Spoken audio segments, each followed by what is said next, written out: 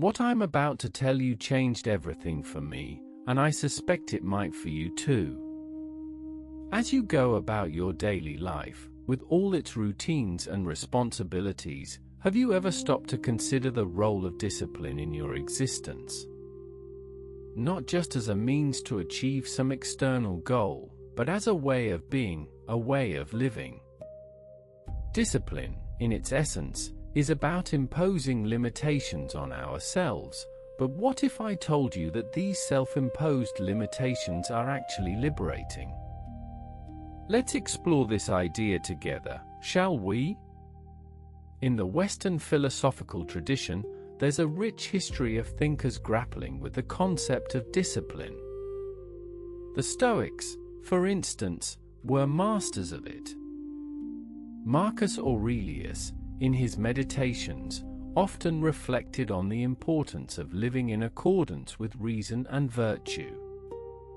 He saw discipline as a means to cultivate inner strength, to navigate life's challenges with equanimity. For him, it was about setting boundaries, not just with others, but with oneself. The impediment to action advances action. What stands in the way becomes the way, he wrote. This idea of turning obstacles into opportunities is at the heart of Stoic discipline.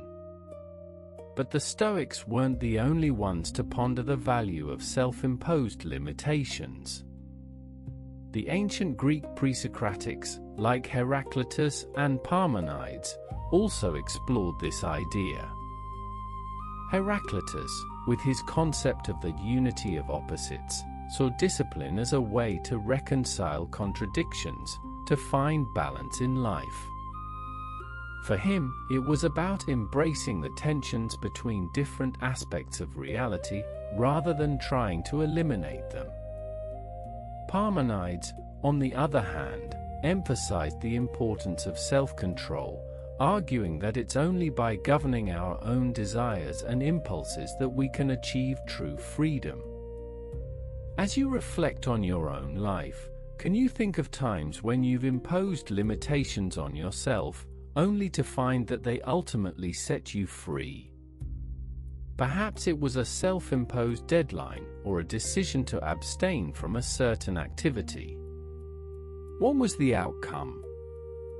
Did you feel more liberated, more in control?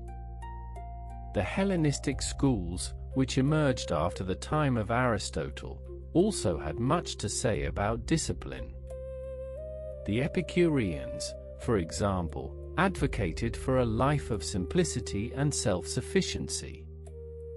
They believed that by limiting our desires and living modestly, we could achieve a state of tranquility and inner peace. The Cynics, on the other hand, took a more radical approach, renouncing wealth and social status in pursuit of virtue and self-control. For them, discipline was about stripping away the unnecessary and living in accordance with nature. Now, you might think that these ideas are a bit extreme, that they don't apply to your everyday life. But let's consider how they might play out in modern times. Think about your work, your relationships, your use of technology. Are there areas where you feel overwhelmed, where you feel like you're losing control? That's where discipline comes in, not as a means to restrict yourself, but as a way to create space for what truly matters. Take, for instance, the concept of negative visualization, which was popularized by the Stoics. It's the practice of imagining yourself in difficult situations, of preparing yourself for the worst-case scenario. This might seem morbid, but it's actually a powerful way to cultivate inner strength, to develop a sense of detachment from external events. By mentally rehearsing challenges, you can build resilience and respond more skillfully to life's ups and downs. As you go about your day, I encourage you to pause and reflect on your own relationship with discipline. Are there areas where you feel like you're lacking self-control? What would you like to achieve through greater discipline? Take a moment to write down your thoughts and share them with me in the comments below. This is important because it's easy to miss. Discipline is not about forcing yourself to do something you don't want to do. It's about creating an environment that supports your values, your goals. It's about being intentional with your time, your energy, and your resources. As the medieval Christian philosopher, Thomas Aquinas, once said, "The good of human life is to live in accordance with virtue, and virtue is achieved through the cultivation of habits." Habits, in this sense, are a form of discipline, a way to align our actions with our values. Now, I know what you might be thinking, but isn't discipline just a form of repression? Don't we risk stifling our creativity, our spontaneity? This is a valid concern, and one that has been grappled with by philosophers throughout history. The key, I think, is to distinguish between discipline and dogma. Discipline is about creating a framework for living, while dogma is about rigidly adhering to a set of rules. Discipline is about freedom, while dogma is about constraint. As you consider your own approach to discipline, I invite you to ask yourself, what are your core values? What kind of person do you want to be? What kind of life do you want to lead? Take a moment to reflect on these questions and share your thoughts with me. The modern world, with its emphasis on productivity and efficiency, often presents discipline as a means to achieve external success.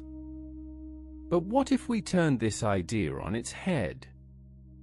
What if discipline was not just about achieving some external goal, but about cultivating inner peace, inner strength?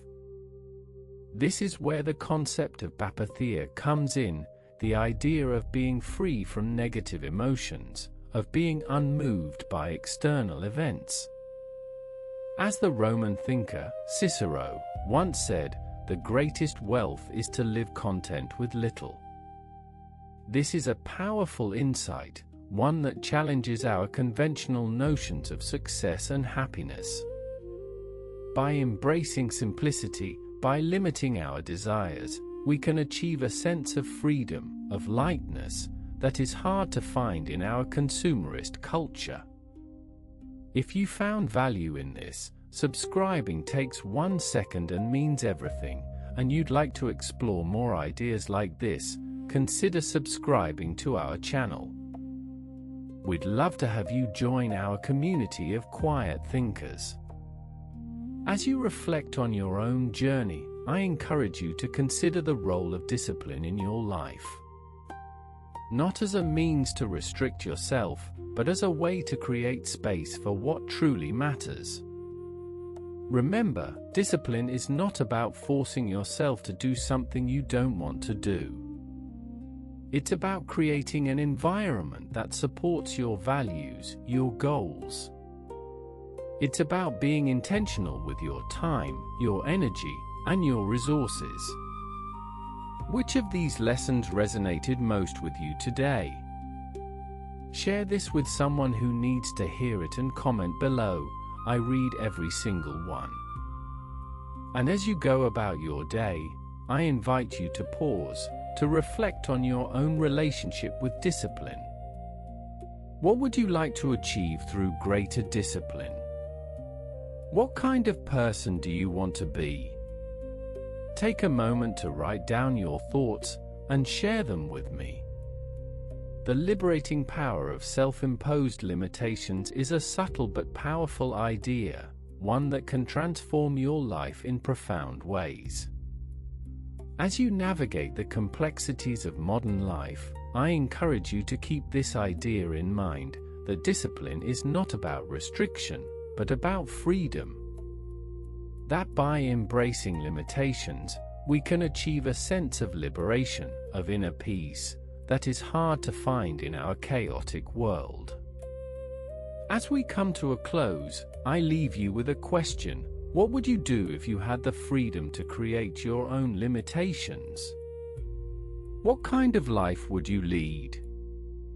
Take a moment to reflect on this and share your thoughts with me. And as you go about your day, I invite you to remember that the quiet mind is a powerful catalyst for change.